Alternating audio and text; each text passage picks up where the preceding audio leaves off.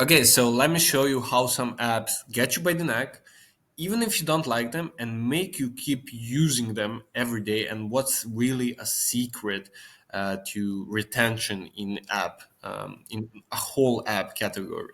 So let's do some math first. There's 2.5 billion smartphones on the planet, and Meta just released that they have 2 billion active users, which means that almost a third of the whole population uses Instagram every day.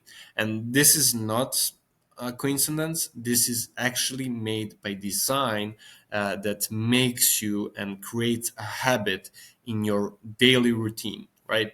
So after I finish the hook model explanation, I hope you will have ideas, and the ideas will pop up in your head that you can make in your app in order to just improve retention, hook your users, and ultimately just improve monthly recurring revenue.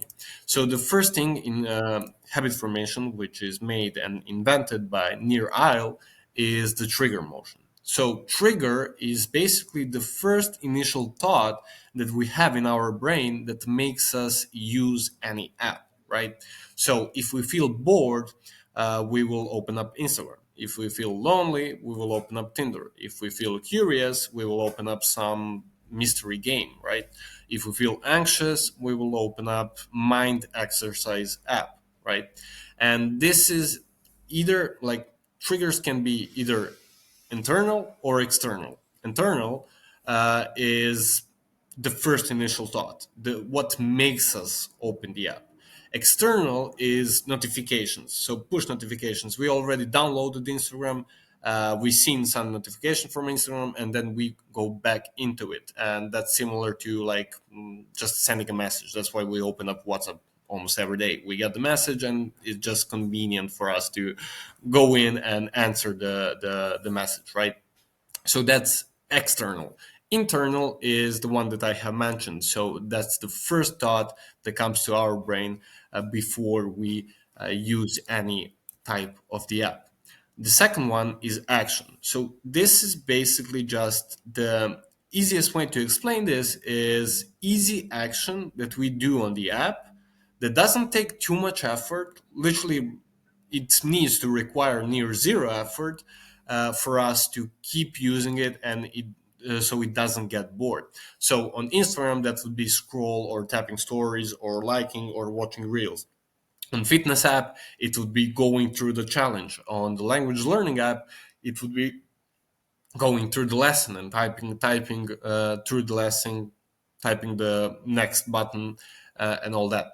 So if you probably have action button in place in your app. If it's too hard for people, they will just opt out. So if it's too hard, the first like the main feature of using anything or going through lessons, for an example, if that's too hard, people will opt out and they will not use our app because this should be as easy as possible in order for them to get hooked, right? The third one is the most important of the habit formation, and it's the reward. So unpredictability is glue. We as humans, when we know that a reward is coming, we won't really feel that excited about it, and that's why gambling industry is a huge industry because we know that the jackpot might come, but we're not certain of it. If we were certain of it, we wouldn't even play it, right? We would play it to get the money, but if the money wasn't included, we wouldn't be that excited. So what I mean by that is rewards must be either random, that can be just vibrating the screen, confetti, um, something that's users are not used to it, and it's positioned after some hard lesson. So if a lesson is hard, rewards should be as hard as the lesson. If it's an easy, people should still get rewarded, but not as much as the hard one, right? So this is the core of habit formation. We want to feel rewarded. We want to feel rewarded for what we've done on the app. So if you don't have rewards in place, you're missing out on huge just monthly recurring revenue increase opportunity. The fourth one is the investment. So investment is basically, I can give you my real life example is I was posting on LinkedIn for like 90 days or something. And after some time, I got banned. Yeah, I feel really bad about it. And reason being is I felt like I invested a part of myself. And if your app doesn't have something like that in place, people will have no reason to stay more than 30 to 60 days on your app, right?